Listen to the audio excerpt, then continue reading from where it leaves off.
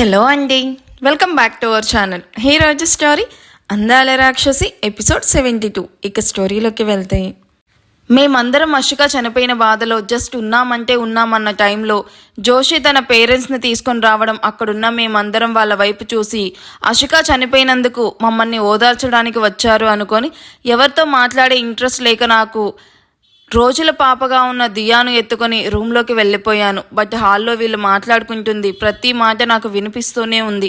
అషిక గురించి మాట్లాడడానికి వచ్చారు అనుకున్న నాకు వాళ్ళు వచ్చింది జోషి మోహిత్ మ్యారేజ్ గురించి మాట్లాడడానికి అని తెలిసి అవాక్కయ్యాను.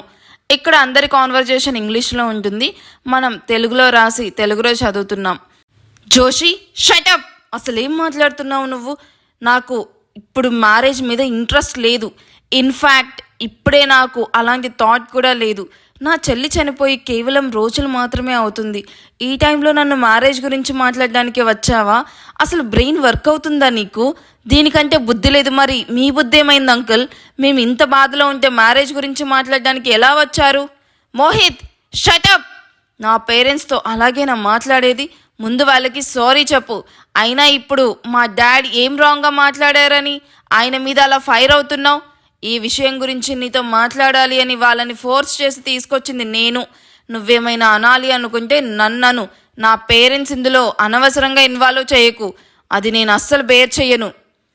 ఎనఫ్ జోషి, ఇప్పుడు నాకు నీతో డిబేట్ పెట్టుకుని గొడవ పెట్టుకునే మూడ్ అస్సలు లేదు.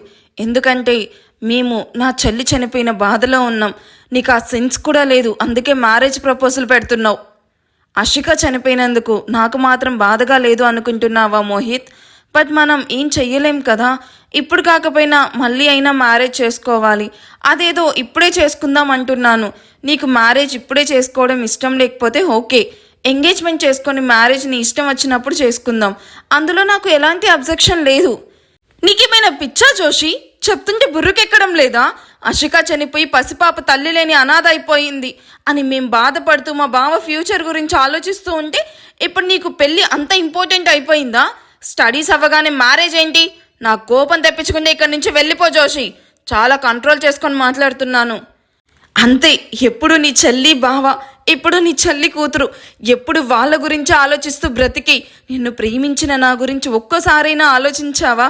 నిన్ను ప్రేమించడం వల్ల నాకు కన్నీళ్ళు తప్ప ఇంకేం మిగిలాయి మోహిత్. ఇప్పుడు అనిపిస్తుంది నిన్ను లవ్ చేసి లైఫ్లో చాలా పెద్ద మిస్టేక్ చేశానని. నీకు ఎప్పుడు నీ చెల్లి గురించే తప్ప నా గురించి పట్టదు.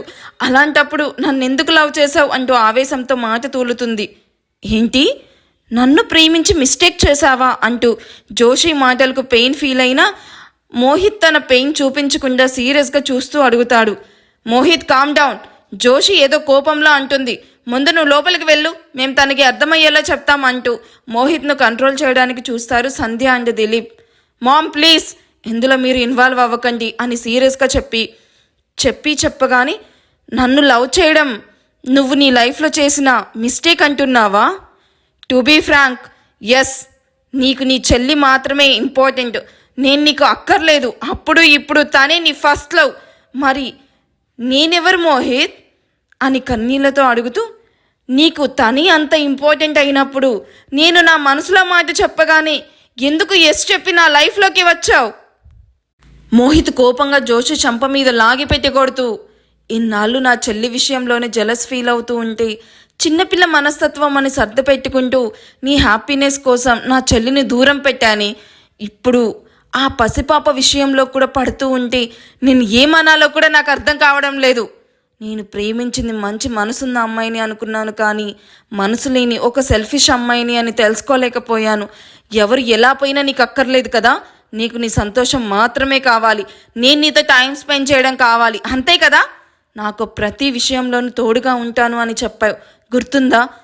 ఇప్పుడు నేను ఇంత బాధలో ఉంటే నాకు సపోర్ట్గా ఉండాల్సిన నువ్వు ఇలా స్వార్థం గురించి ఆలోచిస్తూ ఉంటే సీరియస్గా నా మీద నాకే కోపంగా ఉంది. నీలాంటి అమ్మాయిని లవ్ చేసినందుకు.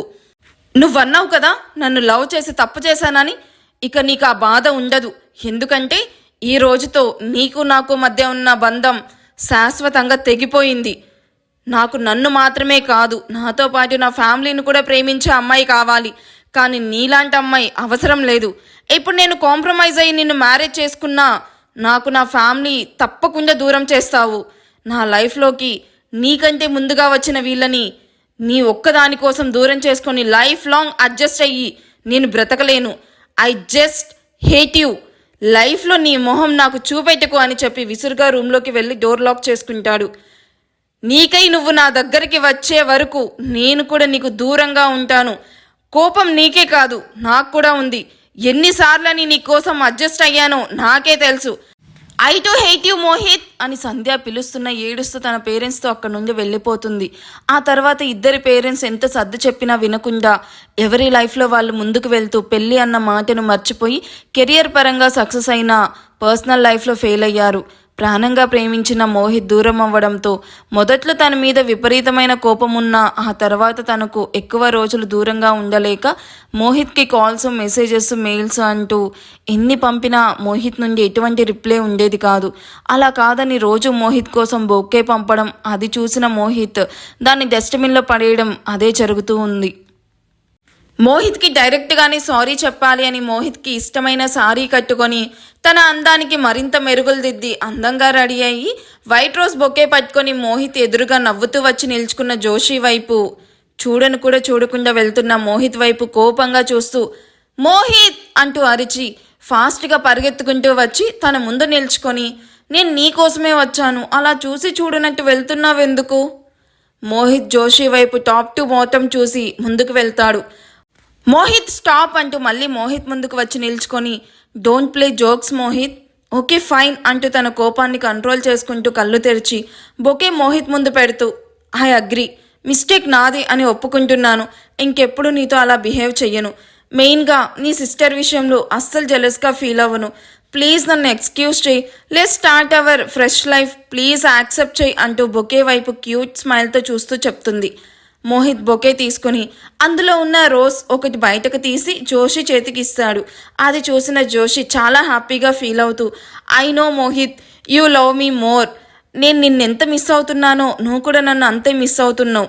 I know that, love you baby అంటూ మోహిత్ను హక్ చేసుకోవడానికి ముందుకు రాబోతూ ఉన్న జోషిను చెయ్యి అడ్డుపెట్టి ఆపి రోజ్ వైపు చూసి త్రో ఇట్ అంటాడు.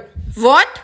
ఆ ఫ్లవర్ను కింద పడే అంటున్నాను అని మోహిత్ సీరియస్గా చెప్పగానే జోషి మోహిత్ చెప్పినట్టుగానే కింద పడేయగానే మోహిత్ తన షూతో ఆ రోజ్ను నలిపేసి ఆ పువ్వు వైపు చూసి ఇప్పుడు ఆ పువ్వు ముందులా ఉందా అని జోషి వైపు చూస్తాడు.